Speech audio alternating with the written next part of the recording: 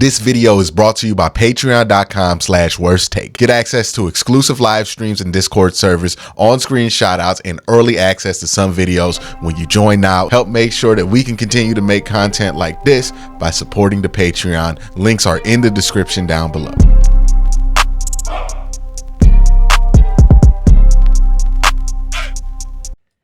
The UFL regular season and postseason is about to wrap up, or by the time you watch this video, it might be wrapped up. Not sure when this is going to get released yet. So I wanted to bring in somebody who covers the league, talks about the league, knows it really well. Shout out to my guy, Kai. I've had him on for offensive line breakdowns, draft stuff. And we really want to talk about it's that time of the year right before camp. It's that 5-week period where teams are really going to start to finalize their camp rosters or try to see who they want to give a shot of these camp rosters to. And this UFL season is ending, and there's a lot of guys who are going to be pushing, for special team spots, practice squad spots, some rotational roles. We see kickers all the time, like special teamers. Right. They have a high success rate in sticking in the NFL, especially if you go, I guess if you in the spring, you want to play for the Cowboys. Right.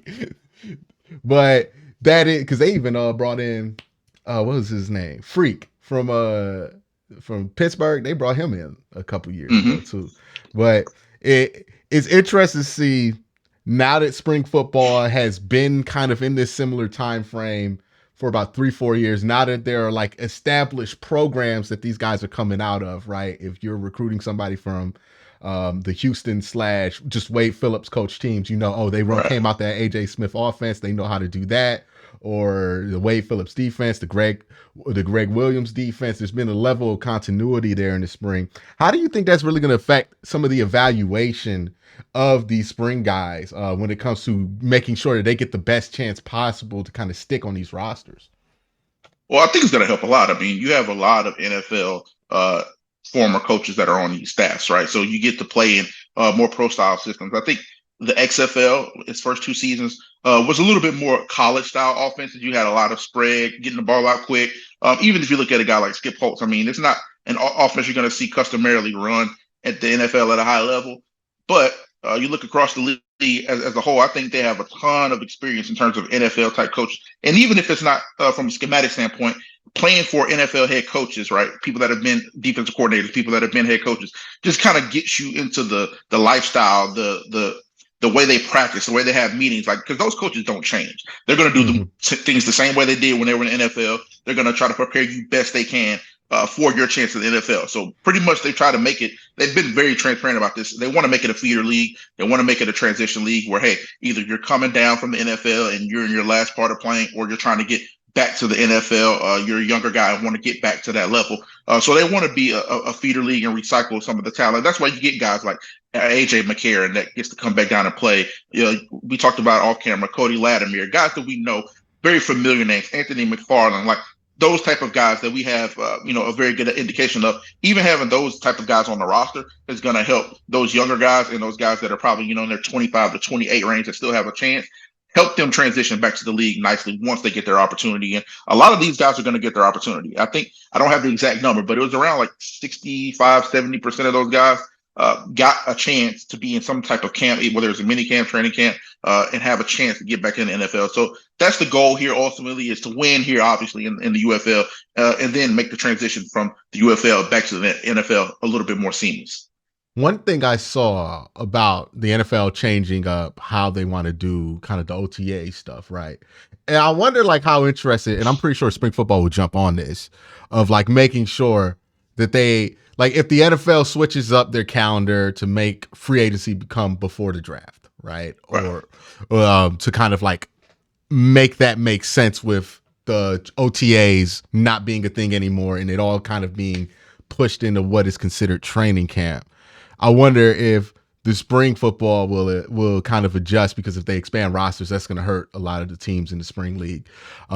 Adjust to that by saying, hey, if you were undrafted, right, you get through this whole process, you're undrafted, you have basically from, if the draft happened, let's say they move the calendar back, draft happens in April still, but you have free agency in March, you're going to be pretty much doing nothing throughout that span. So if you're undrafted, you want to try to make yourself argument for you sticking on the team, it might behoove you to kind of jump in, do a spring league real quick, and then try to hop on, try to make somebody's team after that versus kind of relying on some of your tape, which did not get you drafted or Right. immediately signed as an undrafted free agent past like mini camp. It's just as the football landscape seems to be changing a ton within the next 5 years. How do you think spring football adjusts to that to make sure? Because like they already have to fight to stay alive, and then now there's probably going to be an adjustment to kind of the landscape moving around and changing, especially with Right. college football adding more games. Well, I like that idea a lot that you proposed. I mean, I think that's a fantastic idea for getting young guys. 'Cause it's all about tape, right? Mm-hmm. Is you could put up quality tape against guys that have been in the NFL, like we've talked about some of the names before. Say you're a DB and you pick off AJ McCarron a couple times, people are going to take notice of that. I mean, that's first of all, you're getting fresh film out there so they can reevaluate where you are. Then you're proving yourself against NFL caliber players. That will help out a lot. Another thing, and this is like I don't have the answers to these questions of how to go forward with it, but money would help tremendously. Like if we could up the pay in some of these leagues, Mm-hmm. the UFL, I think consolidating will make it easier eventually. The TV ratings have done fantastic this season, so I'm really happy to see that kind of level out and balance out where we have stable, solid TV ratings. I think that's going to help a lot. The attendance has been, I would say, the attendance has been above average. You would like to see a little bit better, but overall, you can't really complain about the attendance, especially when you move the calendar. A lot of these are going to be like, I mean, we got teams from DC and Texas and then Alabama and then Michigan. Like these aren't just, hop over a state and ride in the car for 2 hours type of game. You have to travel to these games if you want to get away guys there. So I think for the fact that you're going to have only home fans there for the most part and maybe some family from the away team, I think we have solid attendance. But if you could up the pay, I don't know how you do that because, like you said, the league's trying to survive first and get on its Yeah. feet. But if we could bump up the pay, that would be extremely enticing for a lot of these kids because you don't want to sit there, like you said, just be sitting on your hands or just training a couple times a day. I mean, you can only train so much. I mean, you can only do so many workouts. You can only do so many sprints on the field. That's not going to ultimately help you get much better as a football player. So I know a couple guys that I've had a couple guys that I've sent to college off a couple of years. I'm kind of aging myself now, but that I've helped go to college and now that they're coming out and they're making their transition to professional. Some of them got drafted, some of them didn't. For those guys that didn't get drafted, it would have been a fantastic opportunity for them to be able to have a window where they could have signed to a UFL team, where they could have signed, with the Birmingham Stallions if you're from this South area, like, or if you're from Texas, sign with one of those Texas teams. Because one, it will help those teams because depth. While when we consolidated the leagues, I think that helped the quality of play tremendously. I would say that especially when we talk about the offensive defensive line, consolidating the XFL and the USFL improved that play, but you still need DB depth tremendously. You still need O-line depth tremendously, quarterback depth tremendously. So when you have those positions of need that are always going to be there, giving those guys an opportunity to play a little bit earlier, I think will help them out a lot. And visibility, like a guy, we'll use a guy like Henry Scott Jr., for example, played at UIW, had a tremendous game against North Dakota State. Having guys like that college football fans remember, I think that's a big thing as well. Like try to target people that college football fans love, because I believe that college football fans are the biggest fan base here in the UFL. We talk about spring league. NFL teams have their fan base. They kind of look down on spring leagues a little bit. I think we're kind of killing the stigma slowly but surely. But targeting those college fan bases is one way I think it'll help. And then we could up the pay a little bit and try to get those guys some more bread. I think you'll get a lot of guys start to come back a little bit. Because it's like there's like an interesting spot. Because if you can make like $300,000 to $400,000 right a year, yeah, and you're like if you're like Tease Tabor, who when he's in the NFL he's in no man's land because he's not athletic enough to stick around and really do the things that he could do. But in the UFL, he's just athletic enough to be Tease Tabor the way we kind of remember him in college. And there's a lot of players like that who are really skilled, really good football players. It's just in the NFL they could run 4.3. And this now Jay Sternberger is another guy. Like he's dominant. I think he's I think he's NFL. I think he should be on the NFL roster, but he's not the greatest blocker in the world. So that's going to hold him back in the NFL way more than it will hold him back in the UFL, where he can just dominate the seams and he can run and make those 3 or 4 huge plays a game in the receiving game. That's the guy right there that probably is never going to be an NFL type of star, even though I think he should be on the roster, but he can dominate the UFL. So those type of guys definitely, and he has a big fan base. I mean, you talk about Tease Tabor, Florida. We know that guy. That's a very recognizable name. Jay Sternberger played at Texas A&M, SEC, big fan base there. So I think those type of guys, this should be their home. This should be the guys that the league is pushing better. I think the league, like you said, it's still getting under its feet, right? Stability, but I think it needs to do a little bit better job of pushing those college stars that we see, and give them some more media presence and try to do some more things there. And I feel like the best time, like if we go back the last 20 years, to start a spring league would have been like in that 2010s era of college football, like that early 2010s, because there were a lot of dudes we knew who were not NFL players at quarterback, but really fun to watch, right? I mean, like Tim Tebow's the obvious one that pops up, but even somebody like Troy Smith, what you had, what's his Bernard name? Robinson from Michigan. Yeah, Denard Robinson, Shoelace, even the one that followed him, Devin Gardner, he's doing Devin Gardner, sideline. Pat White. I mean, I love Pat White. He played in the NFL for a good amount of time, but imagine Pat White playing for Birmingham Stallions. Like, he's an Alabama kid. He's from South Alabama. Pat White playing for a team like the Birmingham Stallions would have been, for a coach like Skip Holtz. I mean, I'll watch that every week. That would have been incredible. So I think you're 100% right there. Yeah, it is like that was also that era where like we had no idea what to do with like these quarterbacks can do this in college, but we don't do that in the NFL. So it's like, oh, it could have been somewhere where somebody would have figured it out in spring football. I'm like, I'm gonna let him run. Like, Blake Sims from Alabama, playing for the Birmingham Stallions. Like, that would have been incredible. So I 100% echo that sentiment because, but I think that goes back to the regionality. Like we said, regional stars should play for those regional teams, in my opinion. Like, I know you got to have some type of fairness with the roster because if you have the talent pool to pick from, like the Texas teams or the Alabama team, it could create a competitive imbalance 100%. But having those regional stars in those areas could help the league tremendously. Yeah, DC had to pick between Maryland and Rutgers prospects. That probably would have been meanwhile, the Stallions, who are already a 3-time champion, they get Alabama and Georgia. Florida, Tennessee. They get the whole SEC. That's funny. If I'm AJ Swift, I'm like, no, we moving this team to Florida, dog. There's no way. Northern Florida too, so we can get both that and Georgia and South Carolina, right? We're gonna take the whole coast. But let's talk about some of these players here who kind of deserve. We'll go position by position. Quarterback is interesting to me because Adrian Martinez, I think there are some teams where I'm like, you should probably like give him a call to see if he can stick as like your third quarterback, because he's demonstrated an ability at times to throw the ball much better than we saw him do at Kansas City in Nebraska at times. There's also like obvious frustration there with him and Skip sometimes where it's like, he be trying to do his own thing. Skip has a system that works and he's going to roll with that system. And he kind of like Nick Saban with it, where he's like, all right, we'll put 2 in. Ain't nothing. But I think there's a lot there with somebody like him, especially that athletic ability that he has, which is, I mean, when you see him run against those UFL guys, he looks like the fastest guy in the world. Right. Yeah, I mean, he led the league in rushing this year for all players, not just quarterbacks. So he definitely has that dynamic ability. And like you said, sometimes it's a gift and a curse. It's always been a gift and a curse for him. He's a talented guy. He doesn't have the NFL prototypical frame, which I think hurt him more than anything else. I think he has some NFL ability, right? Talk about just pure athleticism, pure arm ability, stuff to do that he can do with the ball.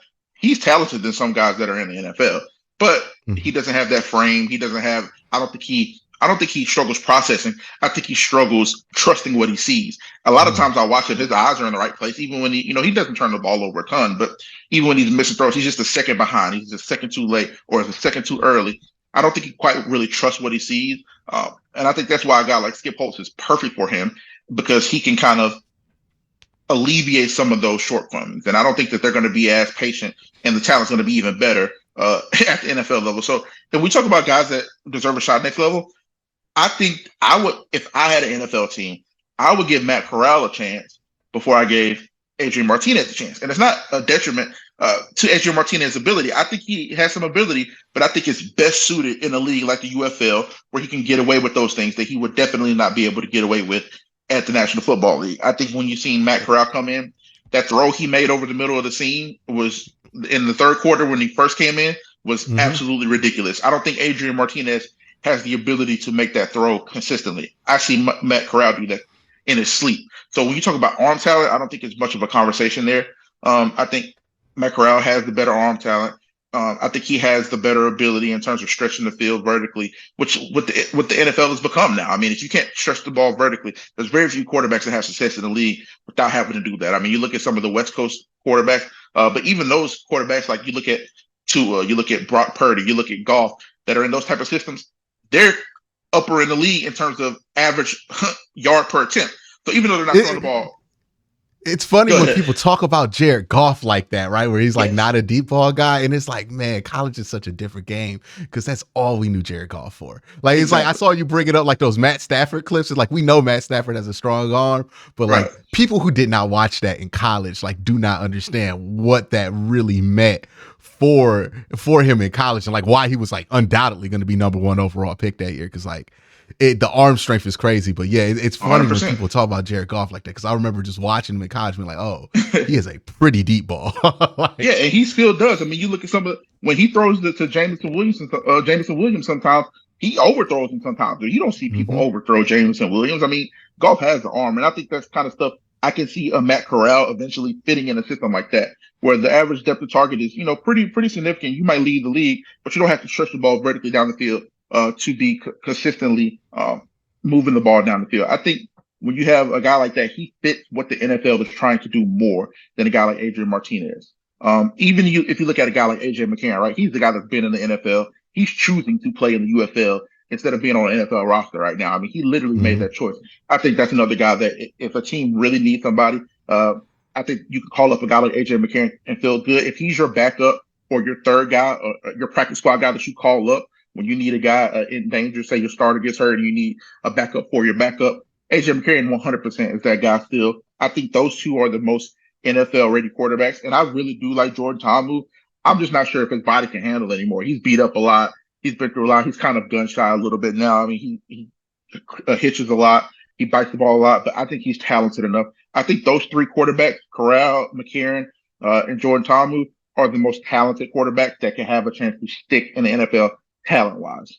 Ta'amu's an interesting one because he's the first spring league guy at this new era of spring league where I'm like, man, his career was just horribly managed because like he starts out with the original Battlehawks, right? That league folds and then he ends up in that weird 2 quarterback system with Luis Perez, who if you put Luis Perez in a system in spring football, he's gonna put up numbers. So it's like Ta'amu's the kind of quarterback you need to be out there, right? Because he can run, throw. Like he's not gonna be passing number. He's not gonna overwhelm you with his passing numbers. So you compare those two, and it just makes him look bad. And then he comes back. He goes to a DC team. He finally has the great year that he's really capable of. Then he comes back. Abram Smith goes down. All of his wide receivers are in the NFL. And it's partly because of the great job that he did 100% that year at quarterback. But now he's out there with like no support. This is the one year where the defensive line talent is just incredible. Like guys like Vic Beasley barely played snaps this year.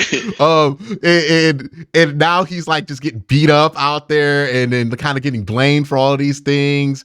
And it's just a tough spot for him, especially for that DC team, who I thought they had 3 quarterbacks who had some potential there with DeAndre Francois. And I really like what Jalen McClendon provided for the Vipers last year, given that he ain't played football since high school. Right. So it was kind of an unfortunate situation for any quarterback there in DC. Let's kind of talk about running backs. I think that's another interesting spot. Anthony McFarland, who had just came down from Pittsburgh. I mean, he don't belong here, right? Like every time you watch him run the ball, you're like, he's going to be back on the NFL team pretty quickly. Like he is clearly, you can see the upside talent there, which is very different than what you see from everybody else. Who are some other running backs there? Like I know Mark Thompson's been a spring league guy for a little bit. Somebody who I'm like, man, he's a perfect spring league player, but like because he is such a perfect spring league player, he doesn't get many chances in the NFL. It's like CJ Marable, who's been holding it down for Birmingham. He's such a smart runner, though.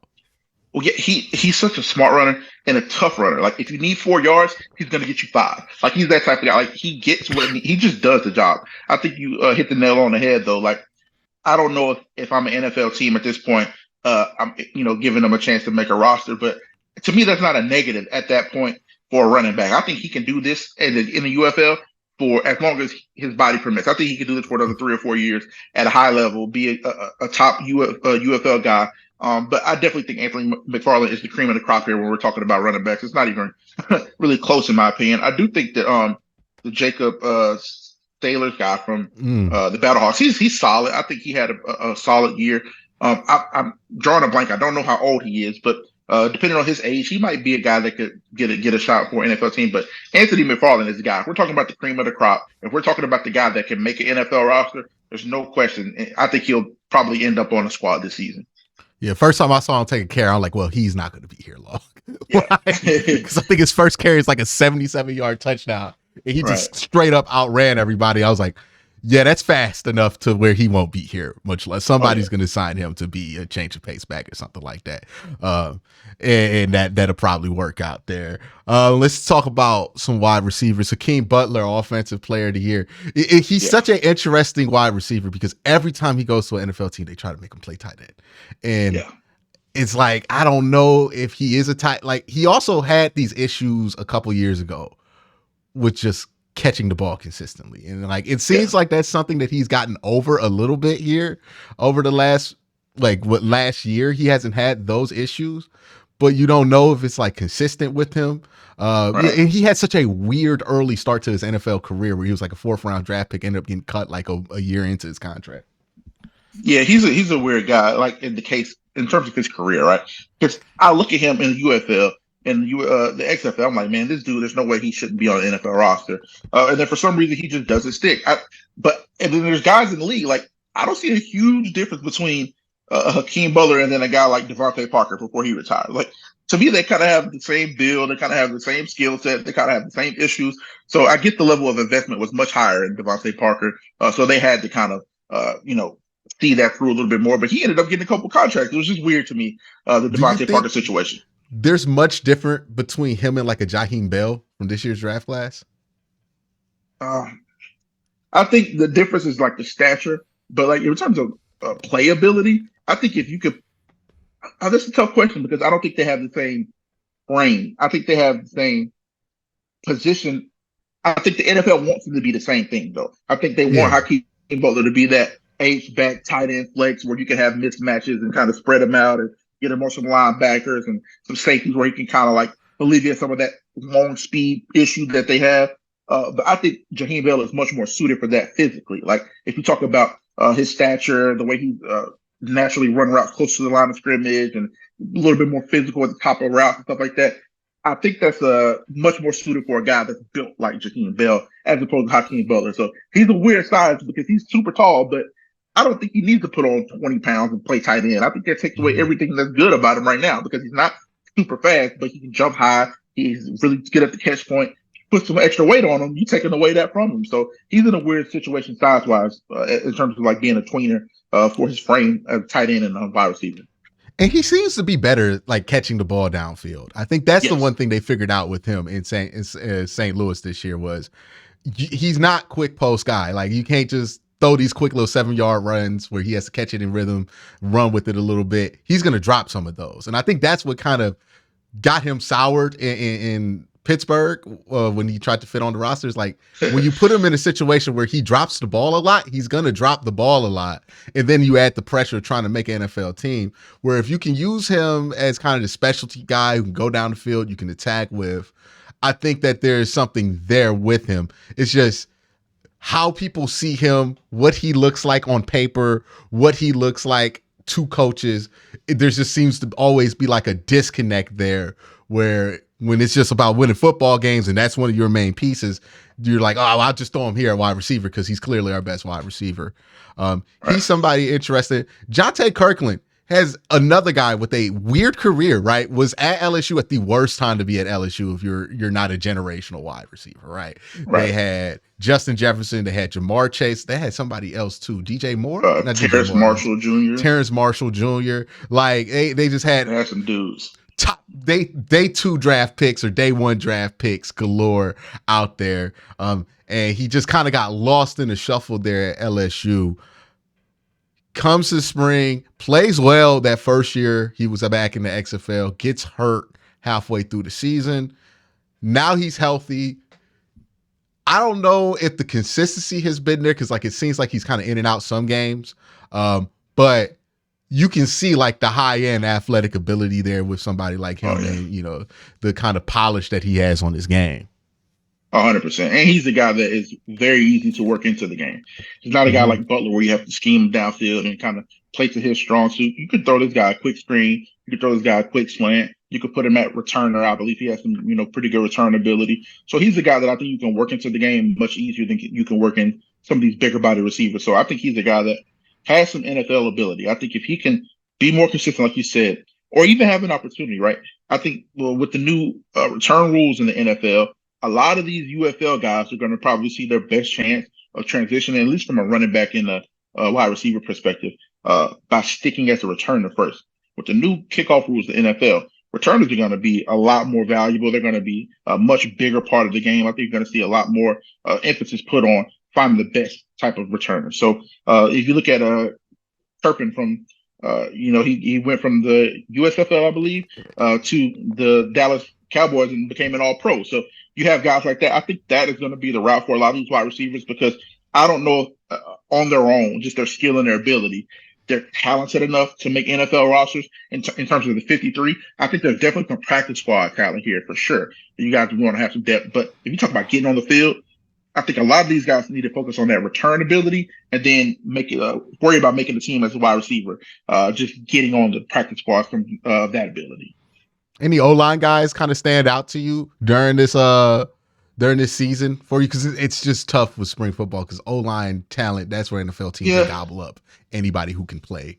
I will say I And do like the left it's tackle tough. from St. Louis, Jared Jones Smith, Mm-hmm. number 75. I think he's very good. I think he's the guy that probably has played his way into getting an NFL shot here.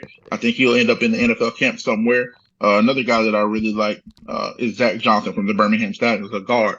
I think he's the guy that maybe will earn a shot. Like you said, offensive line talent gets swallowed up just immediately, even if you have a little bit. It's one of the few positions I think DB, quarterback, and offensive line probably get the most leeway in terms of prospects. Like if he can have a little bit of an upside, they'll give you a chance at those positions, especially offensive line, DB, quarterback, where you need that depth because you get a lot of injuries and just a premium position. But I like those guys a lot.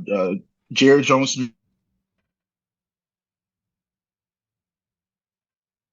transition and maybe make an NFL roster. I think not just get a chance, but make a roster. Yeah, you speak to how the rate that NFL teams gobble up talent. Just look at whatever the Senior Bowl roster is for whatever year it was, and then look how many of those guys like still made rosters, no matter Right. like how they were. They're just they're gonna give you a shot if they think you can play a Mm-hmm. little bit. So it's kind of tough for these leagues to kind of build up offensive line talent. Let's talk about defense because there's a lot of good defensive players in this league. Yeah. And a And I lot of them think have been in the NFL. So it's not like these yeah. guys are like guys we don't know. These guys have been in the NFL a lot too. Let's talk about Peter. Peter, he Yeah. he he is the spring league because he was the sack leader last year for the Las Vegas Vipers. Uh-huh. Comes into the Battlehawks, plays some really good football this year. You look at him and he's like 28, 29, so he's in a weird age range to try to Yeah. make an NFL roster, which is unfortunate for him. But like a lot of these guys who are really good at the UFL level, those are the dudes that like if they play for your favorite team, you're gonna love them during the preseason because like all gas, Yep. no breaks. Like you go to a camp and they're going full go on the third or second team reps. Who do you like here on this defensive line from the UFL? Well, obviously, you got to go with Peter. I love him. I don't want to butcher his last name, but I'm going to try to Peter Taumapinu. I think that's how you pronounce it. Top end. But he's an edge guy from the St. Louis Battlehawks. And he's just a guy that when you talk about ability, I think he has all the ability. It just took him a little bit to put it together. I watched him play now, and I see a guy with a full pass rush repertoire. I see a guy that is plays with great tempo and timing. He just plays like he understands the game of football better. You see a lot of guys, especially young pass rushers, a lot of ability. They have the burst, they have the get off, they have the power, which is why a lot of them end up just being speed to power guys because they don't know what to do. I think he's finally rounded out his game. Where even though he's 29, getting into that weird area, if you can get 3 good years out of a guy like that, NFL teams will take a chance on that. You have to be a guy that's displayed that ability to be worthy of that. But I think he's done more than that the last couple of years in the XFL, in the UFL now. So he's the guy that I really like. Carlos Davis is the guy that I like. Interior guy from the Birmingham Stallions. I don't know why I just drew a blank there. I watch him play every week. But Carlos Davis is the guy. Breland Speaks is the guy. But these are guys that like have tweener bodies. I don't know where they will play in the NFL. I think they're probably best suited for the UFL. But they've had NFL chances before. I think those guys maybe will work their way back. Another guy that I like that I think that he's been in a couple camps is Willie Yardberry. He's an interior defensive line. Played for the Stallions this year. He's played all over the spring league.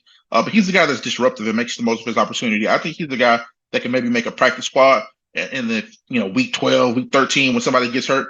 I wouldn't be surprised to see a guy like that maybe get a chance to get in there and make something happen one day. So I really like those guys on the interior of the defensive line. And I don't really love a ton of the edges here, but that's why I'm so high on Peter, because he just stood out way more. But one more guy that is an edge that I thought was pretty good was Malik Fisher. So I think he's a guy that has some pass rush ability as well, a guy that would probably be able to, I think he's 25, 26, so he's still in that range where he can still be a viable option. But those guys, very talented players. I think those guys have NFL ability. All right, let's move on to some of the linebackers here. It was interesting watching that game, Battlehawks versus the Birmingham Stallions, because I think the Battlehawks kind of made a conscious effort. Hey, we're going to bet on some of our linebackers to stuff this run, and it just didn't work out. And they had good linebackers. I thought Willie Harvey put together a nice season. I think Carson Wells is the other linebacker that they have, and they have from guy from Iowa State, right? Mike, something. I'm drawing a blank right now. Yeah. I'm drawing a blank right now, but they have a great, probably the best linebacking core in UFL. Another guy that I want to point out, and I feel like every year he's one of the better linebackers in spring football. And like nobody ever, what is it? DeMarquise Gates? He's pronounced Two-Pick. Yeah, he's not. He's nice. He was nice that first year at the USFL, right? He goes and he was on Chicago's roster for a little while.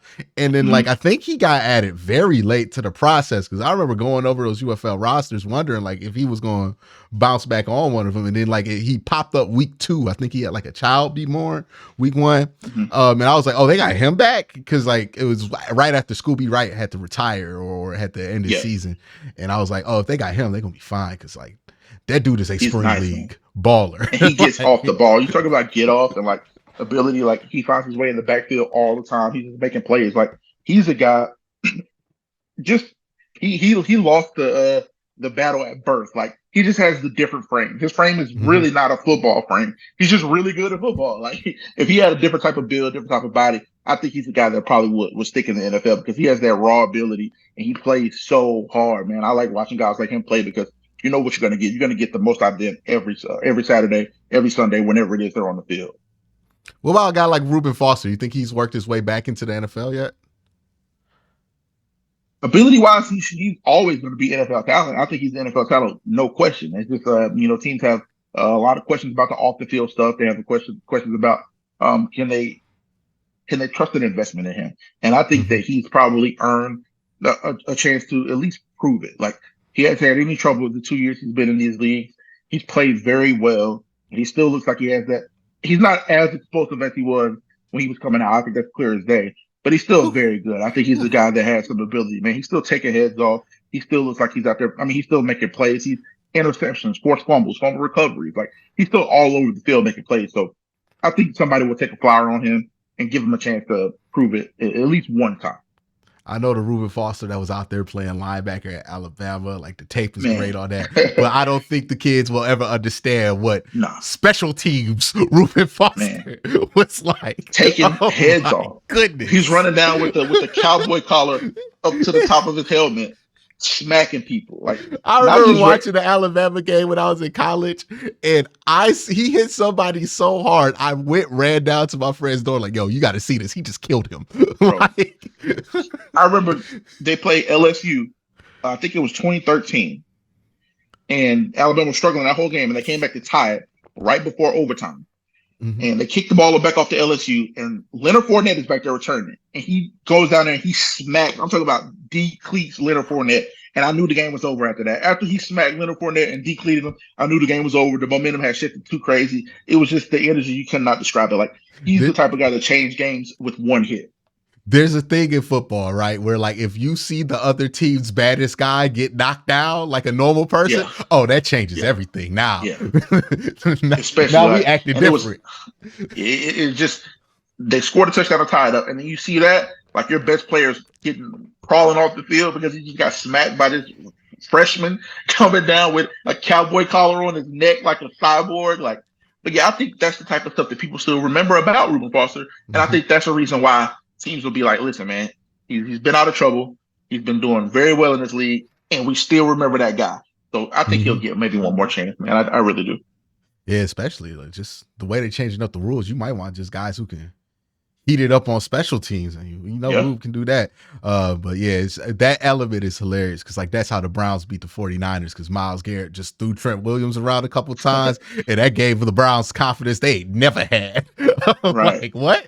Oh, we got this now. Let's talk about some of these corners in the UFL.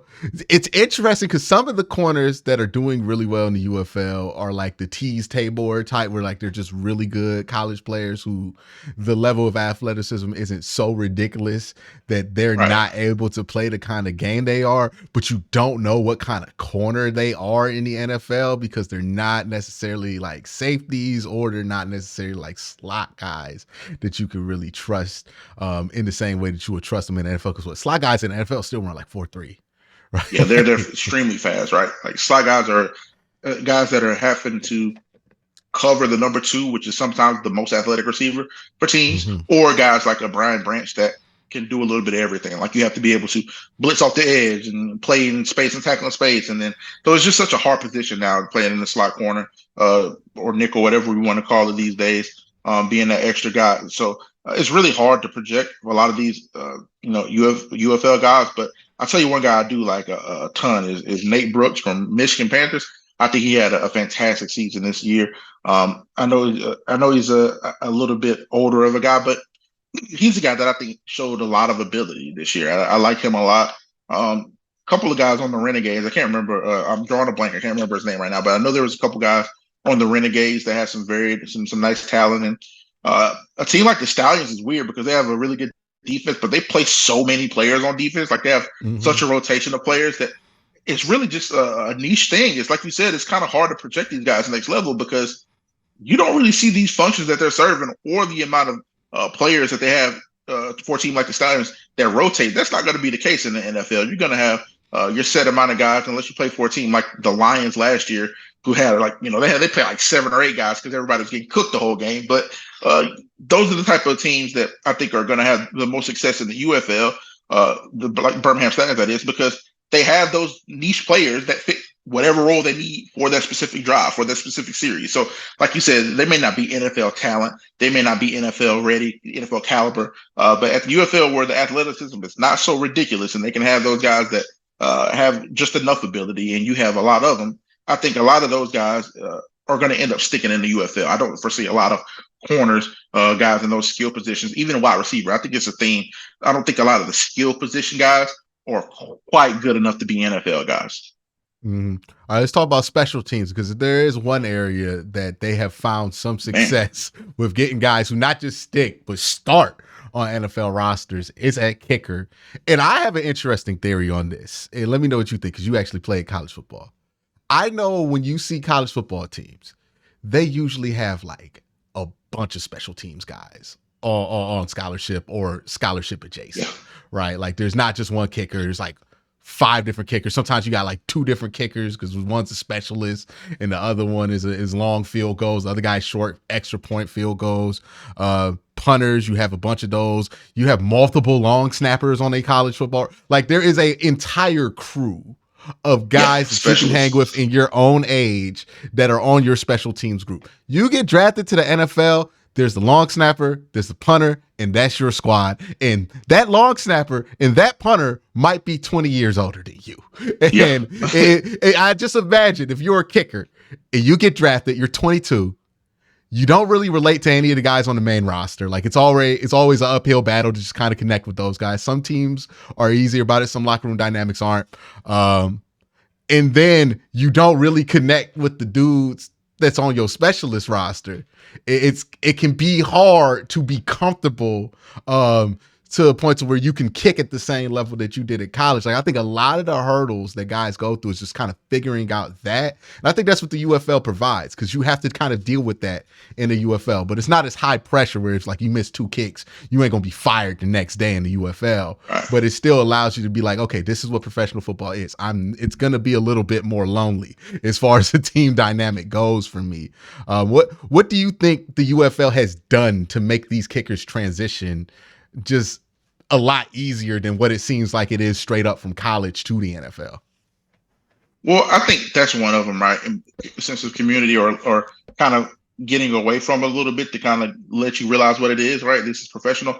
But also, I think the crowd. I think there's not a ton of crowd noise at a lot of these places where you're just overwhelmed. Like imagine a guy like like a Jake Bates, right? If he was having to kick, and I use college examples because college stadiums have more people than NFL stadiums. It's just what it is. It's the numbers game.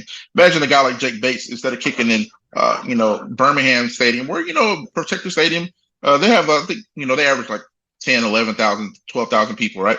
Imagine going from that, where half the stadium, one side is clear, one side is good, going from that to like Alabama Stadium, where there's 100,000 rabid people, lights are blinking, people are waving. Like, I think the environment lends to a lot of those guys being more comfortable as well. Maybe, I don't know. I would like to see the stats on this. I don't know if somebody even keeps something like that, but the difference in field goal kicking in DC and St. Louis, as opposed to the other teams that don't have as good of attendance. I would bet that the teams that are kicking in those hostile environments probably missed a lot more than those teams that were kicking, in San Antonio and in some of these other spots that didn't have as good of attendance. I think that goes a lot into it. A lot of it is just like a lot of these guys are also on this is their last effort. Like whether you're trying to be professional, just UFL, make that money, whether you're trying to get back to the NFL, this is a lot of guys, and this is top to bottom, not just beholding a specialist. This is their last chance to prove they can play football on a professional level at any level. So I think you get the best out of a lot of these guys because they're trying to make the most out of their opportunity. So I think that plays into it, and especially when you talk about the environment. But I would say those two things: the environment, one, because it's just not as hostile. You don't have people screaming. It's not, oh my God, like you said, I'm about to lose my job. And two, a lot of this is just like, listen, man, this is my last chance to prove I'm ready for this. I'm of the ability level to do this. So I think you get the best out of those guys.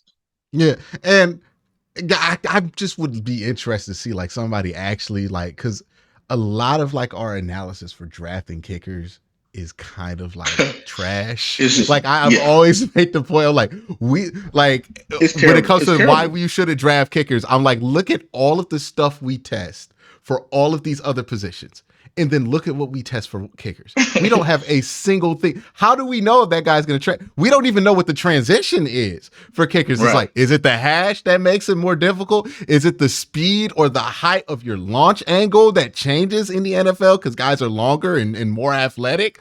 Or is it the speed that you have to get the kickoff in the NFL that a little bit different? Because like I know that's the biggest thing.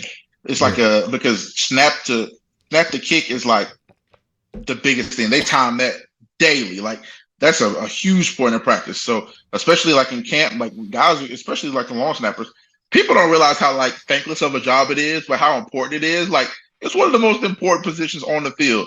Like you never want to hear you talk about the snapper, the holder, or the kicker. Like those are some of the loneliest positions with the highest stakes. Like you don't know who they are until they mess up. So I think those are like some of the hardest positions. And like you kind of said, another thing I think to kind of maybe help some of these guys a little bit is that they have all the time in the world during practice. Like if you're offensive lineman, you got indie drill, you got inside run period, you got pass pro. Like you're harnessing a little bit of your ability, but it's all those are different than playing offensive line in live action. So by the time you get the team period or a game, specialists can sit there and replicate the kick over and over and over again. Or I could snap 1,000 times a day in practice because I got 1, maybe 2 periods of practice, and the rest of the time I can do what I want to. So if I'm, being good with my time and honing my skill, I can use those 2 hours or 2.5 hours of practice, and I can get 1,000 snaps in. I can get 1,000 kicks in. I can get 1,000 punts in. So I think that may help some of these guys a little bit, just having more time specialize and focus on their craft in other positions. But that is interesting observation because I do think the specialists have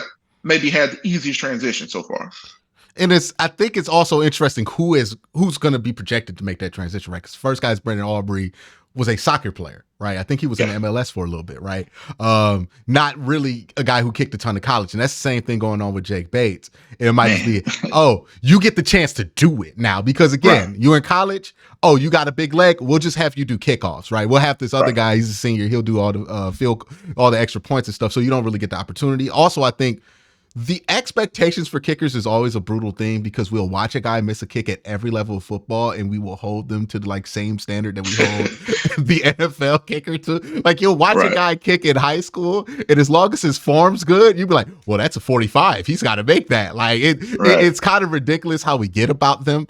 But in the UFL, it's truly like we'll kick a 60-yarder.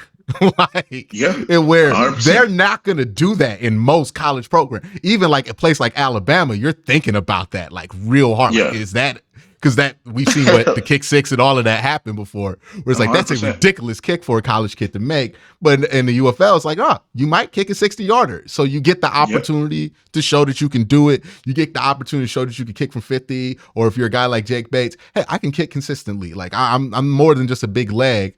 Or if you're somebody like Brendan Aubrey, who's like, well, I can do this. Like, right. 100%. You know? Yeah. So especially a guy like Jake Bates, he made like clutch kick. So I think there's one thing where like you might be up by 20 or you might be down by 20 where the kick itself isn't really consequential on the game. But I think a guy like Jake Bates, where he's had a very good showing in his UFL tenure, is that he's made timely kicks. Like they needed those kicks. They were game-winning kicks. Like he's had those type of effects on games. So I think it's gone a long way in his prospects of going to the next level. Not only showing that you can do it, but do it when it counts. Definitely. We could get into some of the nuances of transitioning from different levels to that and how UFL, we could have a 2-hour show about it, but we don't have 2 hours to go here. But it's always fun to have you on, Kai. All right. My last question for you. You have the number 1 overall pick of a hypothetical UFL draft for an NFL team. Who you getting? Ooh, that's tough. I'm going to go Matt Corral. I'm going to go Matt Corral purely off the upside. I think he's a guy that has true NFL talent. I think he's a guy that has true NFL ability. And if I'm betting on myself, if I can get him with a guy like Bobby Slowick or Ben Johnson, or I can get him to sit behind a guy that I really believe in as my starter, I think he's the type of guy that I can trust hone that ability. If I believe in myself as a coach and as an organization, that's a guy that I would take a risk on, and I would be happy taking a bet on that guy purely off of the upside. I would be interested to see like if you could work out like some of these like kind of like wild card deals with guys where it's like, hey, we want Matt Corral, but we also want Matt Corral to like do another season of work. That'd be fire, bro. Yeah, because Skip like really does something for these guys. Like you saw what he did with Alex Magoo in a couple of years, right? And it's probably going to be a similar thing with Adrian Martinez because he'll probably be back in the UFL next year, and they'll work out whatever kinks that they have. And work it out because I remember the Magoo thing looked ugly at start. So you know, Skip's a true kind of teacher of the game. So you find these guys, you're like, hey, if you do have a quarterback, maybe they don't need to play the whole season, but like have him with Skip because Skip will just pull him. Like, 2-way contract, that'd be fine though. I like that idea. Right. All right, man. Thank you for joining me for this. Let them know where to find you. Where to hear you talk about just more ball in general. Kai, where can everybody check you out? You can follow my Twitter at Kyron Samuels, and that's where you'll find everything else. You can follow my newsletter, The Pulling Guard, where I'll be updating that weekly, and especially as we get ready to get into the college football season, a lot more content on the way. I have some really exciting, news in terms of production as well. So I'll be doing a lot more in terms of on-air focus, like media, video media stuff. So that'll be good. And then my writing stuff, I'll be doing that every week as well. So just follow me there, and then I'll be doing, I'm posting my 2024 summer scouting college tape. So if you're a college fan and kind of looking for the next college prospects to follow this season for your NFL team, I'm doing that every day. So that's where you can find my work, and that's what I'll be focusing on. So I'm really excited about my summer scouting and then kind of getting into college football and NFL. All right. Well, it's always a pleasure to have you on. Make sure you guys Appreciate go you, bro. check out him. Y'all have a great day. Have even better night. I was about to say gooder, a better night. Peace.